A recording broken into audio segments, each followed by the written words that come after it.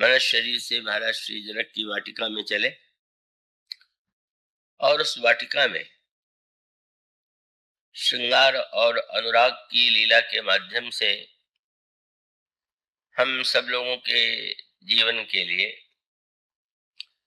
जो अनेक संदेश संकेत सूत्र दिए गए उसे हृदयंगम करने की चेष्टा करें। वो वाटिका जहां पर भगवान श्री राम गुरुदेव के पूजन के लिए पुष्प लेने के लिए आए, बड़ी ही अनोखी अद्भुत वाटिका थी। प्रभु उस वाटिका को देख करके परम प्रसन्न हुए और उन्हें ऐसा लगा कि जैसे यहाँ पहुंच करके तो मुझे भी विश्राम की अनुभूति हो रही। गोस्वामी जी कहते हैं, बाग तड़ाग बिलो के प्रभु हर से बंधु समेत परम रम्य आराम यह जो राम ही सुख देत। गोस्वामी जी ने कहा कि इस वाटिका के सौंदर्य का वर्णन भला मैं क्या करूं, जहां समस्त संसार को सुख देने वाले भगवान श्री राम को भी आनंद, सुख और विश्राम की अनुभूति हो रही।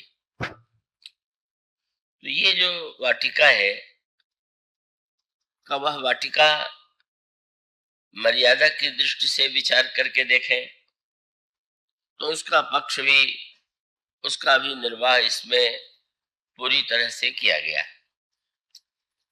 इसका अभिप्राय है कि संसार में बहुधा ऐसे अनेक युवक होते हैं, युवतियां होती हैं जो परस्पर एक दूसरे के सौंदर्य को देख करके उनकी ओर आकृष्ट हो जाते हैं और उस समय यदि परिवार की सहमति न भी हो तो वे यह मान करके कि हमारा यह वस्तुतः अनुराग और प्रेम यदि कोई नहीं स्वीकार करता तो हम नहीं करने के लिए स्वतंत्र हैं।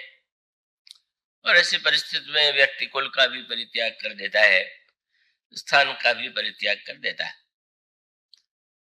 तो ये एक परिणति बहुधा दिखाई देती है, पर मानस में मानो दोनों का एक समन्वय प्रस्तुत किया गया। महाराज श्री जनक ने प्रतिज्ञा की थी कि जो शंकर जी के धनुष को तोड़ेगा उसे ही मैं अपनी कन्या अर्पित करूंगा, मेरी कन्या उसका वर्ण करेगी। तो ये स्वाभाविक था कि यदि धनुष को कोई भी तोड़ता तो मर्यादा और धर्म के अनुकूल श्री सीता जी को उसका वर्ण करना था। और जैसे भले ही वर और कन्या परिचित हों, लेकिन जब उनमें परस्पर विवाह होता है तो प्रारंभ में तो परिचय ही होता है, पर बाद में वो बड़ी घनिष्ठता में बदल जाता है, बड़े राग में बदल जाता है। तो एक और तो वह प्रकृति है कि जहां मनुष्य के मन का जो एक काम कह लीजिए, वासना कह लीजिए, श्रृंगार कह लीजिए, वह व्यक्ति को प्रेरित करती है कि जिसके प्रति उसका अनुराग है, आकर्षण है, हम उसे ही स्वीकार करेंगे। और यदि लोग उसे नहीं स्वीकार करते तो हम समाज या परिवार का भी परित्याग करेंगे। तो अब दोनों ओर एक एक समस्या है।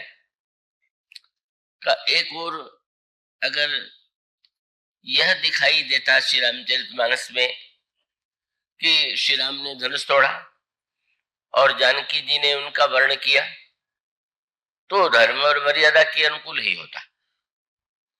लेकिन जैसा कि स्वाभाविक है कि इसका अर्थ यह है कि श्री सीता जी और श्री राम का परस्पर कोई अनुराग नहीं था, अपितु धर्म और मर्यादा के नाते उन्होंने एक दूसरे के संबंध को स्वीकार किया और मर्यादा का पालन किया।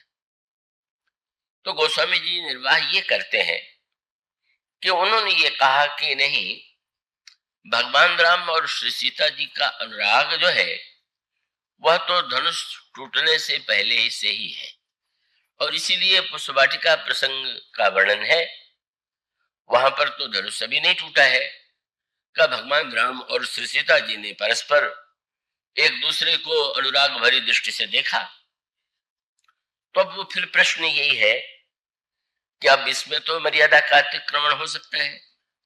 कल्पना करें कि आज वे अनुराग भरी दृष्टि से श्री रामभद्र को देखें और श्री राम उन्हें देखें, और कल यदि किसी अन्य व्यक्ति के द्वारा धनुष तोड़ दिया जाए, तब उस समय स्थिति क्या होगी?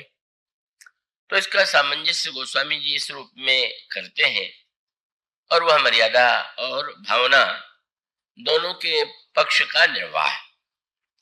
उन्होंने कहा, भाई ये तो केवल कह देने से नहीं कुछ होता है कि किसी के प्रति अनुराग न हो। अनुराग कोई ऐसी वस्तु नहीं है कि जिसे कोई व्यक्ति जानबूझ के करता हो या बुद्धिपूर्वक उसे रोक दिया जाए।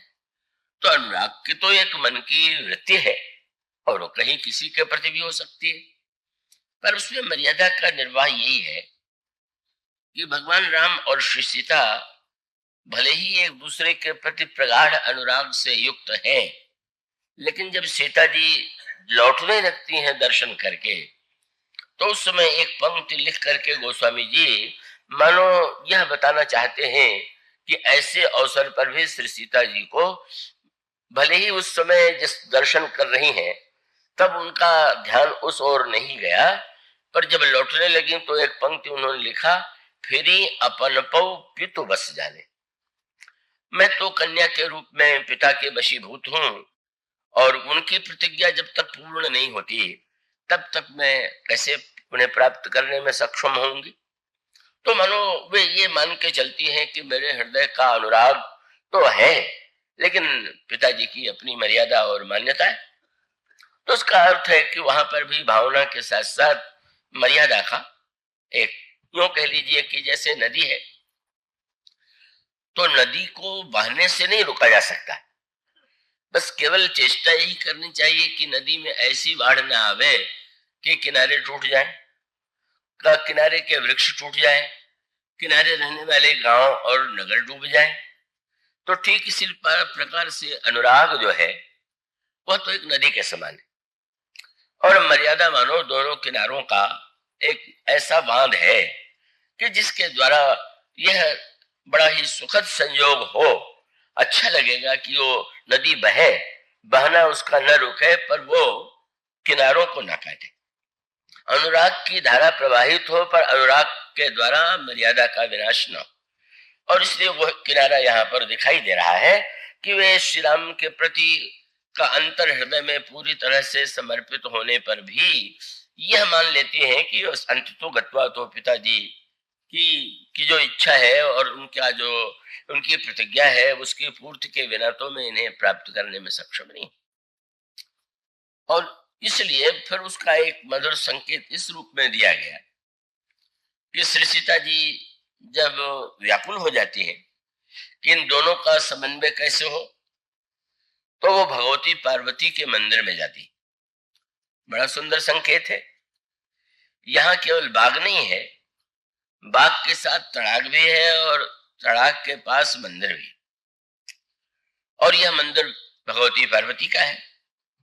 तो इसका अभिप्राय यह है कि एक वस्तु को हम पाना चाहें इस तरह से कि हमें तो इस वस्तु को पाना ही है, चाहे जैसे अच्छे सही अनुचित उचित किसी भी मार्ग से हम अपने उद्देश्य को, अपने लक्ष्य को पाना चाहते हैं। और दूसरा पक्ष ये है कि नहीं, हमारा जो अभीष्ट है हम पाना तो उसी को चाहते हैं, लेकिन उसको पाने के लिए हमारा जो मार्ग है वह मार्ग श्रद्धा का मार्ग है, वह मार्ग जो है का उच्छृंखल वासना करें। इसलिए जिस समय भगवान श्री राम की सुंदरता देख करके वे मुग्ध होती हैं और लौटते समय अचानक पिताजी की प्रतिज्ञा का स्मरण हो जाता है, तो वो स्वाभाविक रूप से वे मान लेती हैं कि पिताजी की मर्यादा का उल्लंघन करना मेरे लिए उचित नहीं है। और तब हृदय और मस्तिष्क में जो परस्पर भिन्न दूरी है उसको मिटाने का उपाय ये है कि वो देवी पार्वती के मंदिर में जाती हैं। बहुत मानो यूं कह लीजिए, गोस्वामी जी इसको एक भावुकता भरा रूप दे देते हैं। कहा जा सकता है कि अंततो गत्वा का उन्होंने जब मन से उनका वर्ण कर लिया तो क्या उसमें मर्यादा की हानि नहीं है? तो गोस्वामी जी इसका सूत्र इस रूप में देते हैं कि जब उनके हृदय में एक तीव्र अभिलाषा होती है उत्पन्न, तो उस अभिलाषा की पूर्ति के लिए वो पहले चिंतित होती हैं, व्याकुल होती हैं, और बाद में भगवती पार्वती के मंदिर में प्रविष्ट होती। और उस समय उनकी प्रार्थना यही थी कि आप मेरे हृदय की भावना को तो अच्छी तरह से जानती हैं, तो आप ऐसी स्थिति में आप मेरी कामना को पूर्ण करें। और उसका अभिप्राय है कि अपनी कामना की पूर्ति के लिए भी वे श्रद्धा की आराधना, श्रद्धा की पूजा, श्रद्धा के वरदान का मार्ग ही चुनते। और फिर उसके पश्चात कमालो भक्त एक भावना में, यूं कह सकते हैं कि एक दृष्टि से यदि देखा जाए तो ये भी एक अनोखा रसमय विवाह था। तो विवाह में जो कुछ होता है वो सब मानो पुष्प वाटिका में अपने ढंग से पूरा हो चुका है। क्यों? कभी जहां विवाह होता है वहां मंडप बनता है, तो यहाँ का मंडप जो है वो सोने हीरे चांदी के द्वारा नहीं बना हुआ। यहाँ तो वृक्ष से लताएं लिपटी हुई है। कितना मधुर श्रृंगार का संकेत है। क्या ये जो वृक्ष और लता का अनुराग है वो किसी पंडित या आचार्य के मंत्र पाठ के द्वारा नहीं संपन्न होता कि वो लता को शिक्षा दे कि किस वृक्ष से उसको आलिंगित होना चाहिए। तो लता और वृक्ष का आलिंगन स्वयं श्रृंगार का ही प्रतीक है। गोस्वामी जी तो कहीं कहीं ऐसा सूक्ष्म श्रृंगार प्रस्तुत करते हैं कि उसको शायद ही कोई व्यक्ति ऐसा हो जो समझ पाता। पर गोस्वामी जी एक शब्द के द्वारा श्रृंगार की पराकाष्ठा कर देते हैं। और उसके दो प्रसंग हैं। एक तो यह है कि जब कोहबर में, संभवतः यहाँ पिछले वर्ष कोहबर का प्रसंग हुआ था, वहां पर गोस्वामी जी ने एक पंक्ति लिखी कि श्री राम को श्री सीता जी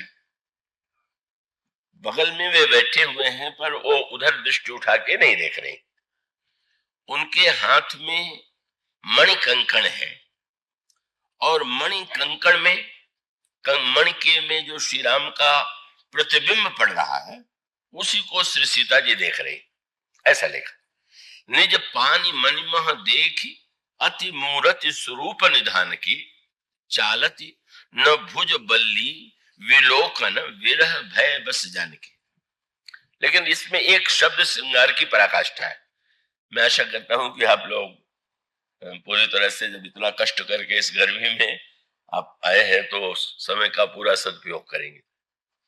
गोस्वामी जी ये नहीं केवल इतना ही नहीं कहते कि अपनी भुजा के कंकण में देख रहे, भुजा के साथ एक शब्द और जोड़ देते।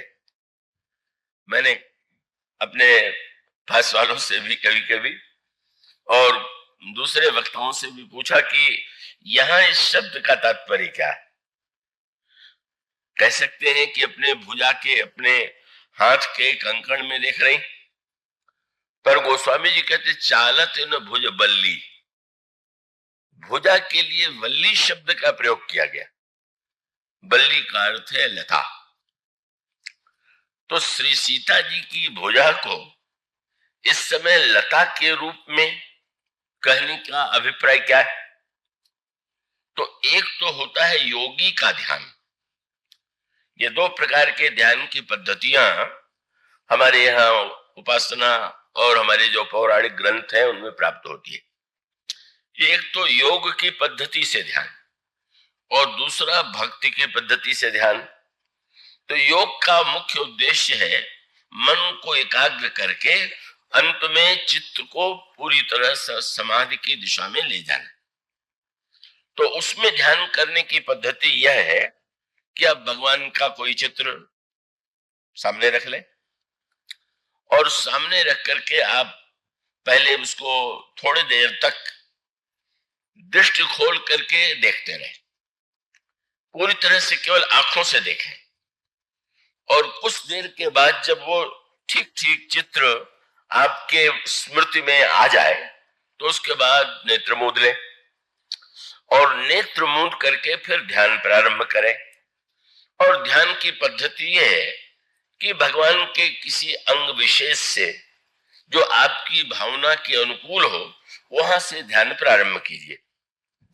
जैसे दास भावना वाला जो ये मानता है कि भगवान मेरे स्वामी हैं, मैं सेवक हूं, तो उसका तो ध्यान जब भी प्रारंभ होगा या होना चाहिए तो वो चरण से ही होगा। हनुमान जी जिस समय प्रभु से उनका मिलन होता है तो प्रभु का, हनुमान जी का सबसे अधिक ध्यान जो है प्रभु के चरणों की ओर जाता है। प्रभु से प्रश्न भी यही करते हैं कि कठिन भूमि कोमल पदगामी कौन है तू वन विचरो स्वामी। तो इसका अभिप्राय कि दास की दृष्टि तो दास्य भावना के कारण चरण की ओर ही जाती है। तो जो दास्य भावना वाला भक्त है वह चरण से केंद्रित होकर के ध्यान करेगा, और जो सख्य भावना वाला है उसके ध्यान का केंद्र भुजा है। विभीषण जी जब भगवान राम का दर्शन करते हैं तो गोस्वामी जी ने जो सूत्र दिया वो यही है कि दूर ही ते देखो दो भ्राता नैना आनंद दान के दाता भुज प्रलंब। भगवान राम की भुजाएं बड़ी लंबी, और उसका अभिप्राय क्या? मित्रता के नाते में भुजा का सबसे अधिक महत्व है। जब एक मित्र दूसरे मित्र को पास में लेता है, अपने हृदय से लगाता है, तो भुजा के द्वारा ही वो अपने हृदय से लगावेगा, इसलिए वहां पर भुजा का महत्व है। और जैसे जो वात्सल्य भावना वाले भक्त हैं, जो भगवान को पुत्र के रूप में देखते हैं, उनका ध्यान तो चरण की ओर क्यों जाएगा?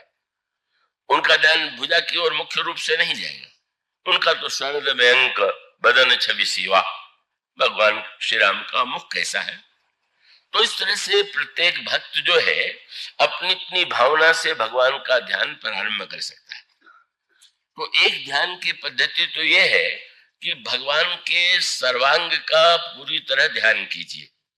प्रारंभ कर दीजिए कि बस भगवान विराजमान हैं, उनके श्री चरण कैसे हैं, चरण के रंग कैसे हैं, तलवे कैसे हैं, नाखून से कैसे भगवान के प्रकाश निकल रहा है, और ध्यान करते करते भगवान के सिर, भगवान के बाल, भगवान का मुकुट, भगवान के नेत्र, इनका पूरा ध्यान कर गए।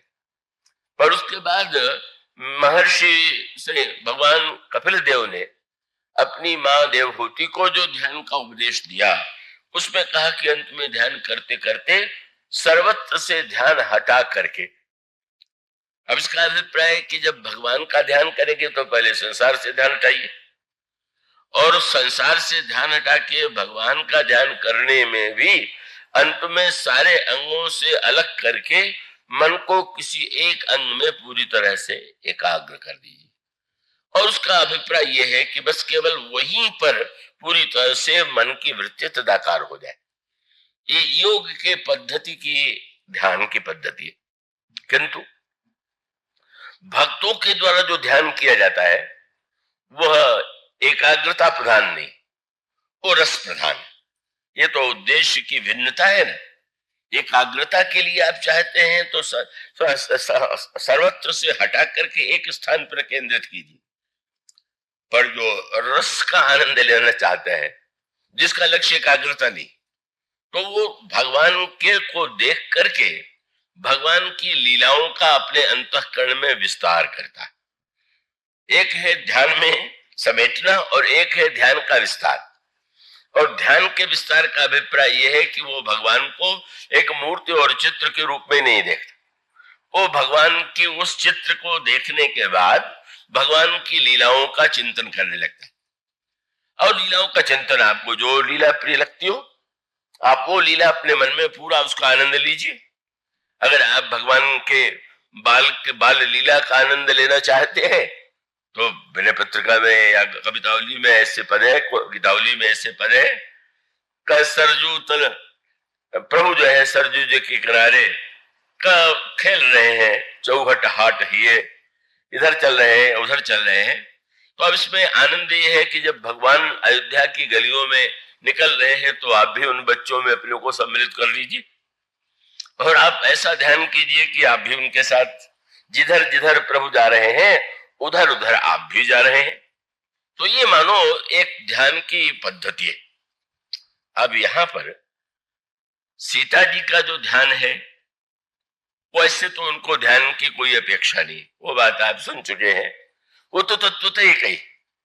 पर जब ध्यान करती हैं तो उनका ध्यान जो है वो योग पद्धति वाला नहीं, उनका ध्यान लीला पद्धति का है। तो इसका अभिप्राय है कि सीता जी ने जब अपने हाथ के कंकण में श्री राम का रूप देखा, तो आप एक तो यह है कि बस देख रही हैं कि श्री राम का ये रूप, लेकिन ये बल्ली शब्द कह करके गोस्वामी जी ने श्रृंगार की पराकाष्ठा कर दिया। अब इसको ग्रहण करने के लिए विदेह वृत्ति तो होनी चाहिए। इसका अभिप्राय कि श्री सीता जी जब अपने भुजाओं की तुलना लता से करती, तो मानो उस समय श्री राम साक्षात तमाल वृक्ष है और मैं अपनी भुजाओं के द्वारा उनका आलिंगन कर रहे हूं। वो ध्यान जो है वो पूरा शुद्ध लीला परक है, शुद्ध लीला रस का।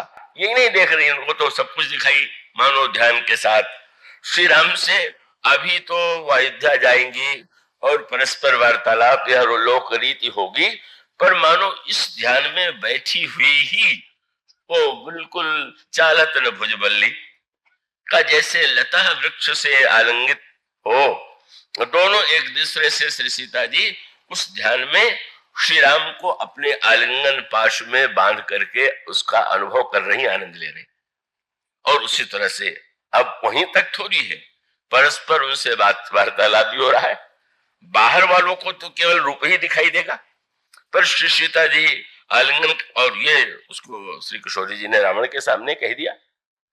रावण ने जब श्री सीता जी से कहा कि तुम इतनी सुंदरी हो और उस राजकुमार की ओर तुम्हारे आकर्षण का क्या अर्थ है, उसमें क्षमता नहीं है और तुम्हें ले भी नहीं जा सकता, और तुम जानती हो कि मंदोदरी सहित जितनी रानियां हैं वो तुम्हारी दासी बनकर के सेवा करेंगी, तो तुम एक बार कि मेरी ओर देखो। कह रावण सुन सुमुख सयानी, मंदोदरी आदि सब रानी, तब अनुचरी करो परमोरा, एक बार बिलोक मम ओरा। एक बार तुम दृष्टि उठा करके मेरी देखो। श्री सीता जी ने क्या किया, एक तिनका हाथ में ले लिया और उसे सामने रख करके जो उन्होंने वाक्य कहे उसमें एक अनोखी बात कही कि रावण ने ये कह दिया कि अगर तुम मेरी बात नहीं मानोगी तो ये तलवार जो है उससे मैं तुम्हारी गर्दन काट दूंगा। उसमें श्री सीता जी ने कहा कि रावण तुम अच्छी तरह समझ लो, अरे दुष्ट रावण, खल सूने हरि आने से मोही, तू अपने आप को बड़ा बलवान कहता है। अगर तुझमें सचमुच बल होता तो क्या हमारे प्रियतम को तू चुनौती देकर के उनसे युद्ध नहीं कर सकता था? तू अत्यंत कायर है, क्षुद्र है, और चोरी से तो मुझे हरण करके ले आया, और तू तो महान निर्लज्ज है। सठ सूने हरि आने से मोही, अधम निर्लज्ज लाज नहीं तो ही। और साथ साथ कह दिया कि हाँ, मेरे कंठ में तो दो ही वस्तुएं आ सकती, कौन सी? बोले श्याम सरोज दाम सब सुंदर। गले में क्या पहना जाता है? माला। तो श्री सीता जी ने कहा कि संसार की मालाओं को अपने कंठ में धारण करने का मुझे अभ्यास नहीं, उस माला को धारण भी मैं नहीं करना चाहती। तब बोले हमारे प्रियतम प्रभु की जो भुजाएं हैं वही मानो नील कमल की माला, और या तो इस कंठ में वो माला पड़ेगी या तुम्हारा तलवार, और कुछ नहीं। सोभुज कंठ कितो असि घोरा, सुन सठ अस प्रमाण पन मोरा। मानो उस समय भी श्री किशोरी जी उस भावना में डूबी हुई है कि किस प्रकार श्री रामभद्र उनके कंठ में अपनी भुजाएं डाल करके बड़े स्नेह से उनसे परस्पर वार्तालाप करते थे। तो वस्तुतः ये जो संकेत है, इसका अभिप्राय तो मानो यही है कि इस ध्यान में तो सब कुछ लीला चल रही। बाहर तो अभी कोहबर में है, उसके पश्चात विदाई होगी, अयोध्या जाएंगे और वह अयोध्या में मिलन होगा, फिर वो अंतर मन में तो उतने मात्र से ही श्रृंगार की पराकाष्ठा है, और उस श्रृंगार की उस पराकाष्ठा में मिलन रस का अनुभव वो स्वामी जी कराते।